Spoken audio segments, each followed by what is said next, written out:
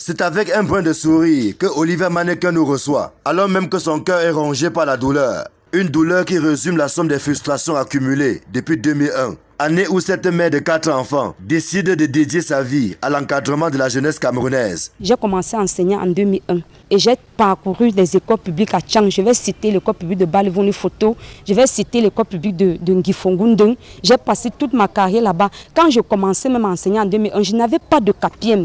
J'ai tenu une école 2 ans directrice sans CAPIEM. C'est quand j'ai senti en moi que non, je peux faire ce travail que j'entre à l'INEJ de Tchang en 2007. Nous avons commencé en 2011 à postuler pour le recrutement. Madame Youssou Adjidja est venue avec le phénomène de MP, maître des parents. Nous avons mangé notre propre chair dans les écoles publiques à Tchang avec des salaires de 8 000, 10 000, 15 000.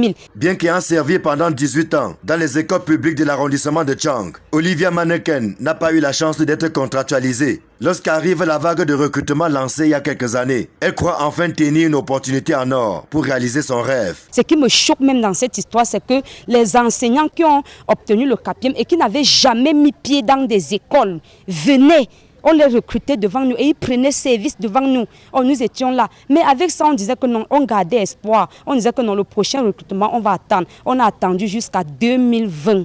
Que l'âge dépasse. Aujourd'hui, âgée de 44 ans, Olivia Mannequin peine à effacer les cicatrices d'une injustice qui l'a privée des matricules que d'autres ont réussi à avoir sans toujours mériter. Ma vie n'est pas tranquille. Maintenant, présentement, je ne fais rien. J'ai laissé cette année, je ne suis pas à l'école parce que je ne parviens pas. Le premier point d'abord, c'est un problème de santé. Et le second point, c'est que le salaire qu'on me donne là-bas, ça ne parvient même plus à supporter mes charges. En guise de récompense pour ses 23 ans passés dans l'enseignement, cette institutrice a plutôt récolté des rides de désespoir et tire le diable par la queue au quotidien pour maintenir sa famille debout, malgré tout.